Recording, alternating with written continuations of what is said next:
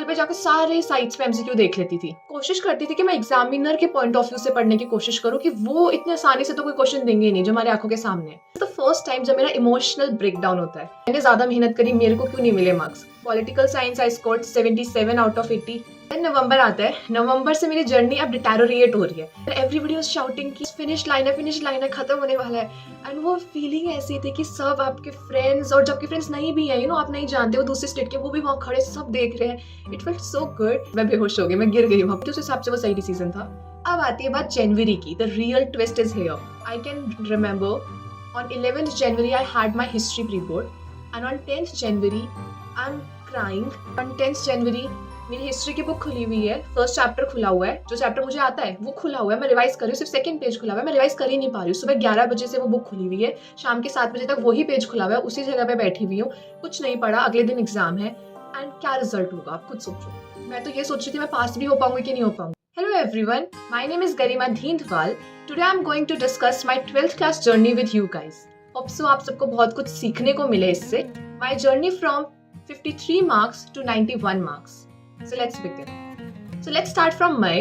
So मई के महीने में हम 2-3 चैप्टर्स कंप्लीट कर चुके थे हर सब्जेक्ट में। So हम बिकॉज एमसीक्यू पैटर्न आ गया था कि कुछ एमसीक्यू बेस्ड क्वेश्चंस आएंगे एंड कुछ subjective based. So because of this हमारे टीचर ने हमारी ऑब्जेक्टिव प्रैक्टिस करानी शुरू करा दी। तो जो भी चैप्टर कंप्लीट होता था वो कहती थी घर जाओ, इसके बेसिस पे एमसीक्यू प्रिपेयर करो।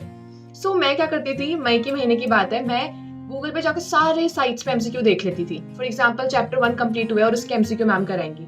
सो मैं चैप्टर 1 के सारे एमसीक्यू देख लेती, हर साइट पे, कोई भी साइट हो, क्योंकि मुझे पता है जब बच्चे घर जाके एमसीक्यू प्रिपेयर करेंगे तो वो साइट से प्रिपेयर करने वाले हैं। तो मैं सारे, और सब रिपीटेड क्वेश्चंस होते थे, तो हर चैप्टर पे मैं ऐसा करती थी जिससे मेरी ऑब्जेक्टिव तैयारी बहुत अच्छे से हो रही थी। मतलब गूगल पे एक भी ऐसी साइट नहीं थी कि जो मैंने छोड़ी हो।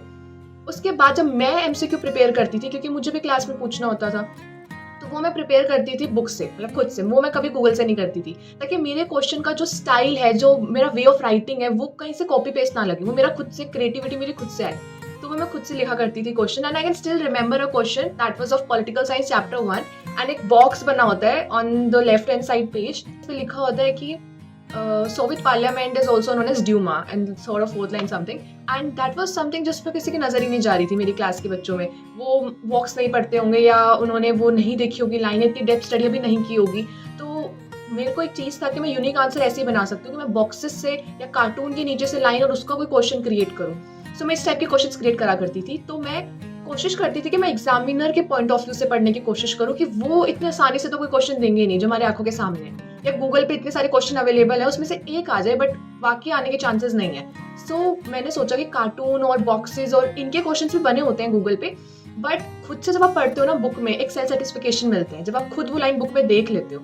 सो वो एक सेल्फ स्टडी, उसे हम सेल्फ स्टडी कहेंगे, और वो सबसे बेस्ट होती है। सो मेरा मई से ऐसा ही पैटर्न रहा है और मैं ऑब्जेक्टिव की तैयारी ऐसे ही करती रही हूँ। उसके बाद जून मंथ आता है, वेकेशन रहती है, बट हम क्लास 12th में हैं तो हमें तो पढ़ना होता है, तो जून पूरा पढ़ाई में गया।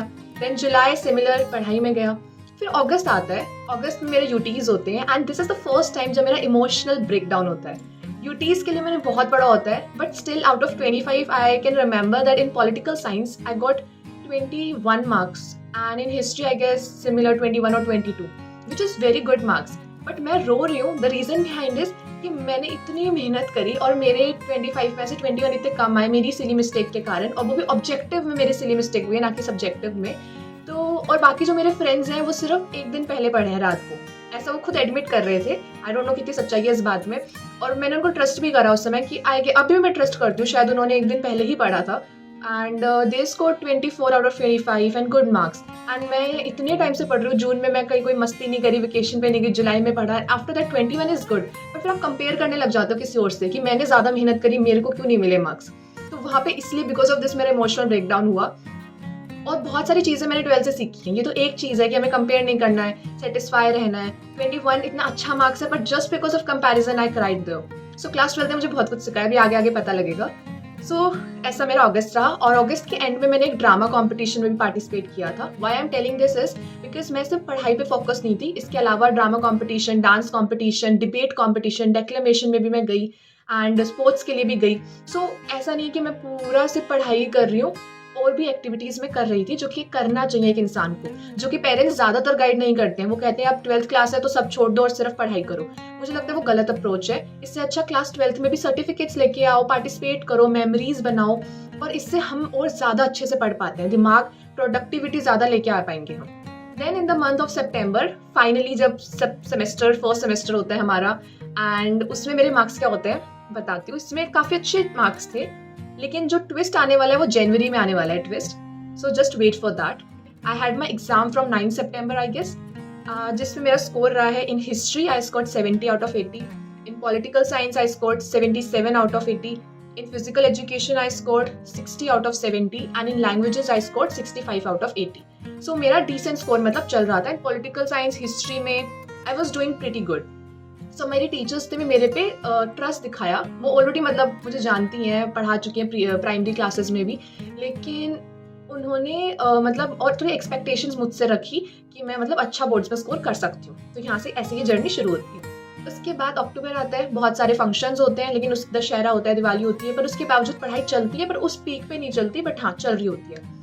इस दौरान मैं टाइम टेबल्स भी बना रही होती हूँ, daily, weekly time tables, monthly time tables. तो सबसे गलत अप्रोच थी जो मैंने एक लास्ट वीडियो बनाई है, please go and watch it if you haven't, कि जो मैंने मिस्टेक क्लास 12th में करी और आपको नहीं करनी चाहिए। तो मैं बहुत सारा टाइम टेबल बनाने में भी देती रहती थी, खास करके अक्टूबर में मैंने बहुत टाइम टेबल बनाया, बिकॉज फेस्टिवल्स आ रहे थे, तो आई वॉज लाइक कि टाइम टेबल बनाना इज मस्ट।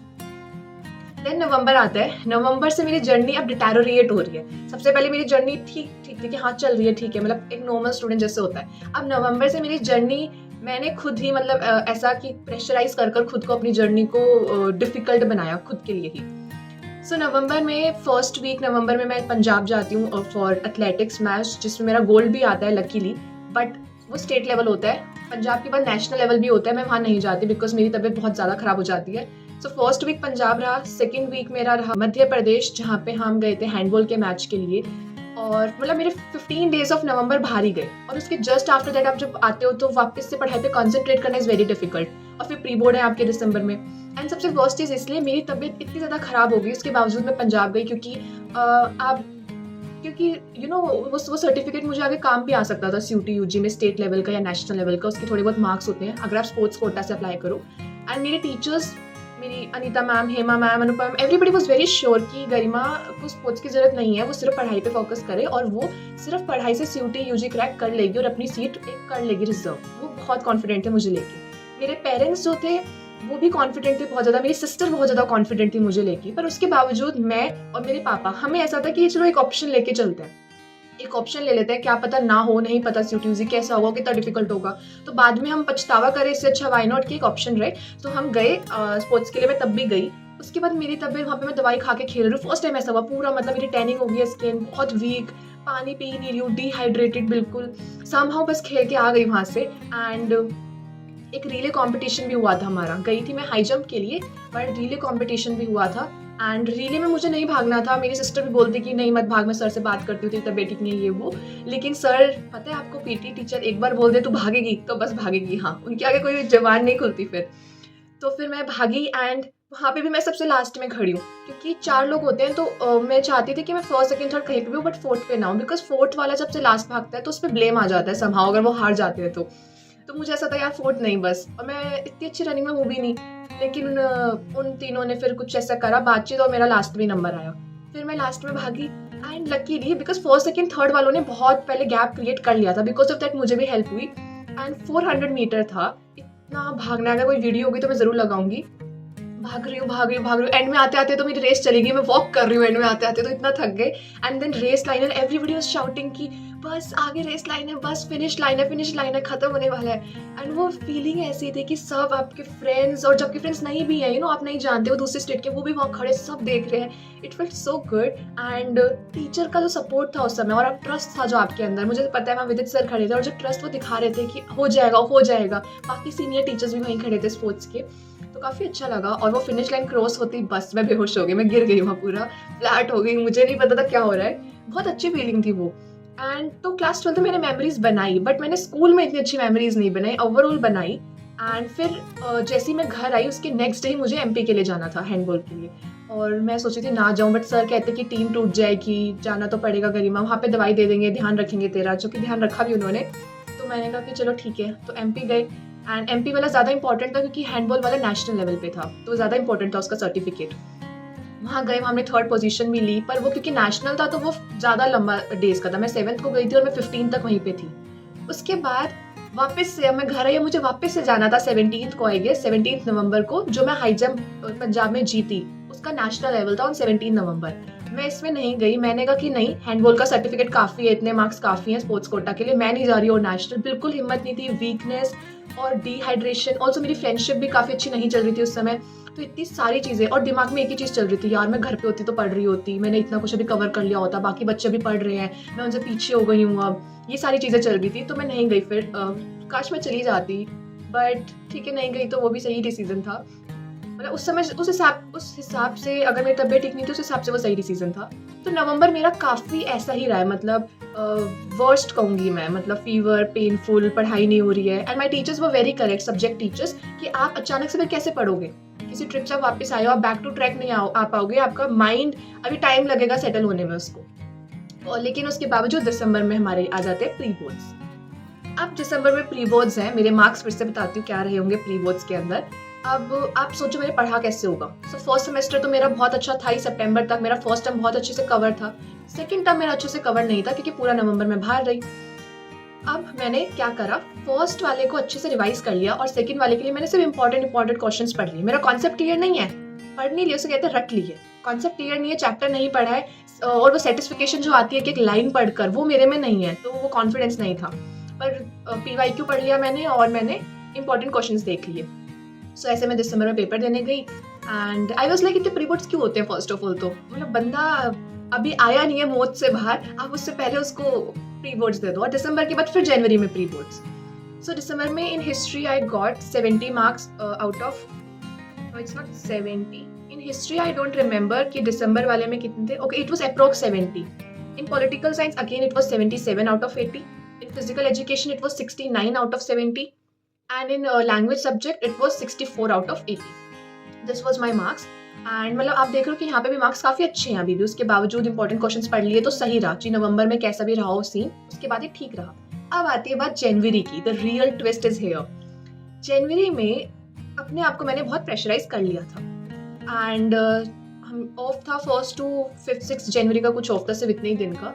उसमें भी एक्स्ट्रा क्लासेस वगैरह होती थी और मैं स्कूल जाती थी इन दिनों में भी हिंदी के लिए, हिंदी के एक्स्ट्रा क्लास के लिए मैं जाती थी बिकॉज मेरी हिंदी काफ़ी वीक थी और मैं डरी हुई थी और फर्स्ट एग्जाम ही हिंदी का था।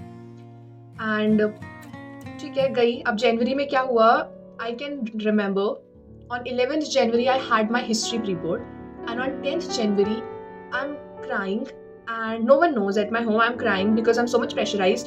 एंड प्रेशर इस चीज़ का है, फ्यूचर वरीज कि यार मार्क्स सब पूछेंगे, रिलेटिव्स पूछेंगे। मैं चाहती हूँ मेरी मम्मा पापा प्राउडली बोल सकें उसको, खुद को प्रूफ भी करना था मुझे कहीं ना कहीं, मुझे वो 90 लेके ही आना था, मतलब मुझे वो 90 अपनी मार्कशीट में देखना था। तो बहुत ज़्यादा प्रेशर ले लिया था और एक हवा बना रखा था, बोर्ड्स बहुत डिफिकल्ट है, बहुत डिफिकल्ट है। तो मैं इतना डरी हुई थी, पता नहीं कर पाऊंगी कि नहीं कर पाऊंगी।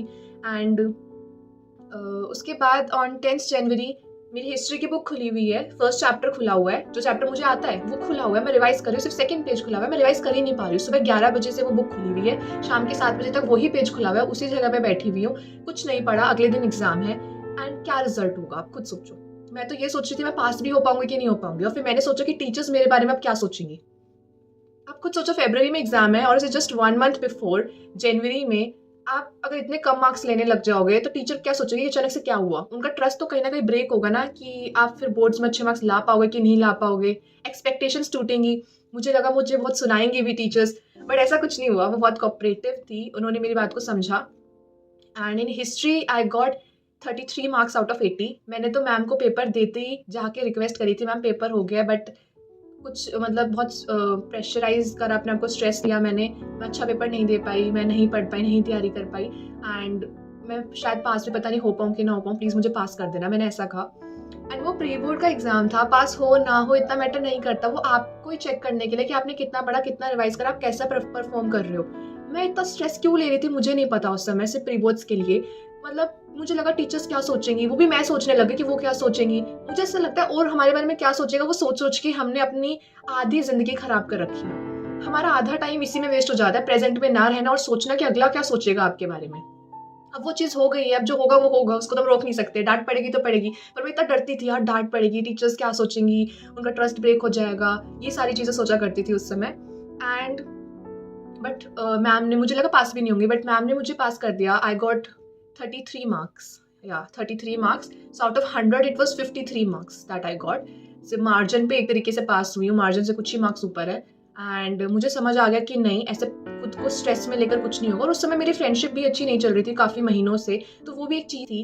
एंड कहीं ना कहीं अपने आप को प्रेशराइज करना, स्ट्रेस में डालना, ओवर थिंकिंग करना, प्रेजेंट में ना रहना, बोर्ड्स का जो हवा बन रखा है ना कि बहुत डिफिकल्ट है, तो वो वाली चीज़, खुद को प्रूव करने की जो भूख थी वो।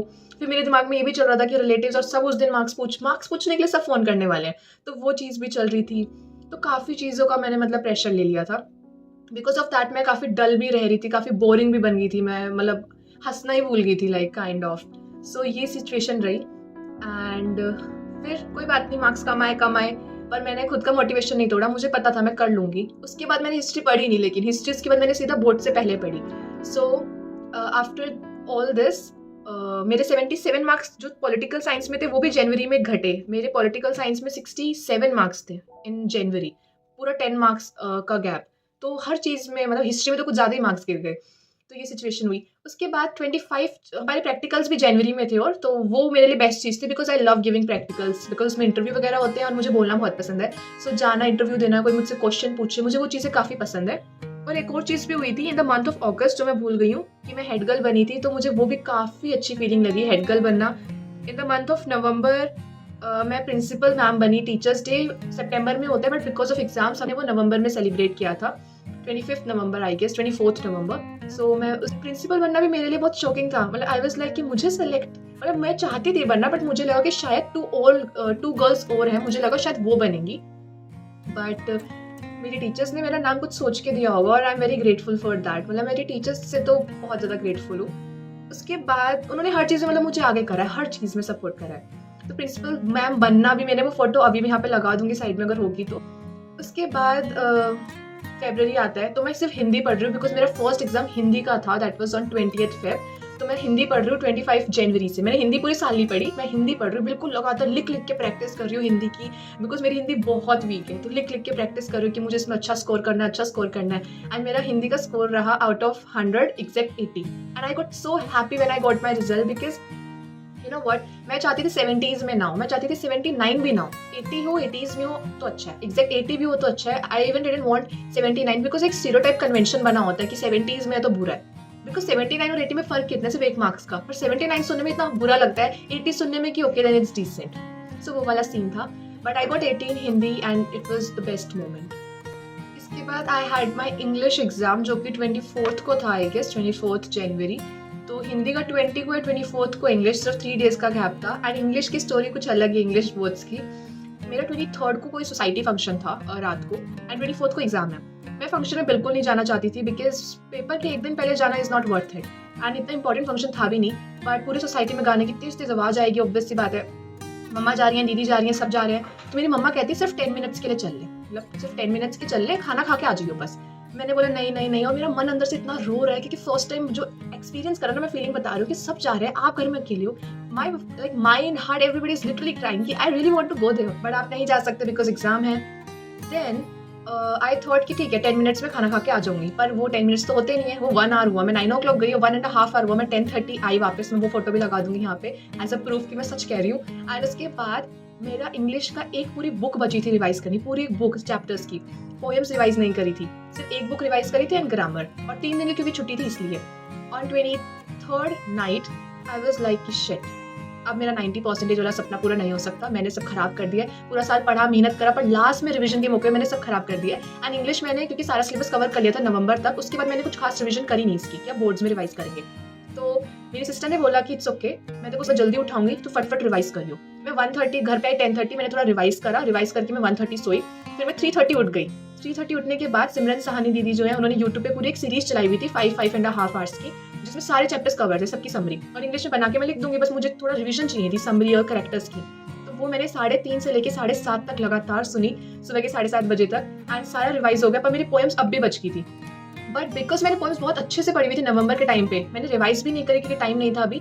मैं सीधा पेपर देने गई एंड मैंने पोएम्स के सारे आंसर्स करेक्ट करे, सारे, इवन ऑब्जेक्टिव भी। क्योंकि उस समय तैयारी इतनी स्ट्रॉन्ग थी कि मैंने पहले इतनी बार रिवाइज कर लिया था कि अब नहीं भी करा तो भी सबकॉन्शियसली वो सारी चीज़ें मेरे माइंड में थी।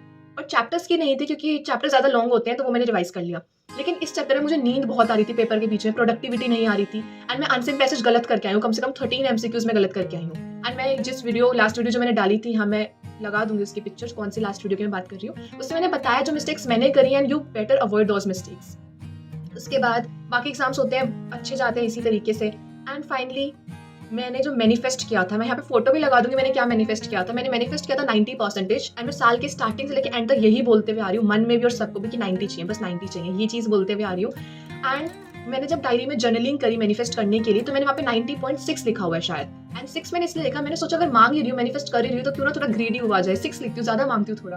पर क्योंकि मन में तो 90 सोच रही थी मैं, तो इसलिए मेरे को एग्जैक्ट 90 मिले। And as a by product मुझे जो खुशी मिली वो तो मिली, रिलेटिव से जो खुशी मिली, मैं अपने पेरेंट्स को खुश देख के बहुत खुश होती हूँ। अगर मेरे पेरेंट्स बहुत खुश हैं, मेरे फैमिली में से किसी का भी फोन आ रहा है, कुछ भी बात हो रही है, मेरे मम्मी पापा खुशीली हैप्पीली बता पा रहे हैं कि हाँ कैसे पढ़ी थी ये और इसने क्या किया, मतलब मैं बस उनको खुश देखना चाहती हूँ। तो वो चीज़ हुई and as a by product मुझे सेकंड पोजीशन मिली क्लास में। मैंने कोई पोजीशन कभी मैनिफेस्ट नहीं की थी, बस मुझे खुद से मतलब था कि 90% आए, पोजीशन आए ना आए मुझे उसका कोई सीन नहीं था। तो वो हैप्पीनेस देख के मुझे बहुत खुशी मिली। पर मेरे पापा तभी न्यूट्रल थे, मेरे पापा को तभी सीयूटी यूजी मेन है। तो सीयूटी यूजी की भी एक डिफरेंट स्टोरी है, बट बोर्ड्स की मेरी यही स्टोरी थी। इससे सीखने को यही मिलता है कि खुद को प्रेशराइज नहीं करना, स्ट्रेस में नहीं डालना, ओवर थिंकिंग नहीं करना, अगला हमारे बारे में क्या सोच रहा है वो नहीं सोचना। प्री बोर्ड्स में और सितंबर के एग्जाम में, जनवरी के एग्जाम में मैं मार्क्स क्या सोच के ला रही थी कि मुझे मेरे टीचर्स को इम्प्रेस करना है, वो सबसे गलत अप्रोच थी। मेरे मार्क्स आए नो डाउट, जनवरी में नहीं आए पर नवंबर में आए, सितंबर में आए, पर ये दिमाग में रखना कि मेरे को मेरे टीचर को इम्प्रेस करना है, वो सबसे गलत अप्रोच है। एंड और हमें सीखने को मिला कि हमें PYQs करना चाहिए, इंपॉर्टेंट क्वेश्चंस करना चाहिए, और हमें सिर्फ पढ़ाई ही नहीं, हमें और भी चीज़ें करनी चाहिए, जैसे कि स्पोर्ट्स में जाना हो गया, डेक्लेमेशन जाना हो गया, एक्सटेम्पोर के लिए जाना हो गया, ड्रामा हो गया, टीचर्स डे में पार्टिसिपेट करना हो गया। बहुत सारे बच्चों ने तो टीचर्स डे में पार्टिसिपेट ही नहीं करा, वो आए ही नहीं। सो ये सबसे गलत अप्रोच है। हाँ, उसके बाद उनको उनके मार्क्स मिले, उनको मुझसे भी ज़्यादा अच्छी परसेंटेज मिली, बट उस परसेंटेज का क्या जब आपने मेमोरीज ही नहीं बनाई, वो परसेंटेज का वो क्या करेंगे, मतलब वो अब तो सीयूटी यूजी आ गया था और 12th की परसेंटेज की वैल्यू थी नहीं। सो वो शायद उन्हें भी किसी को प्रूव करना होगा मे बी, या अपने पेरेंट्स के हैप्पीनेस के लिए उन्होंने करा। पर वो पेरेंट्स की हैप्पीनेस के लिए 90 भी उतना होता है, 97 भी उतना होता है, 95 भी उतना होता है, there is difference. But happiness उतनी लेवल की मुझे हुई 90 पे जितने 95 पे उन्हें हुई होगी।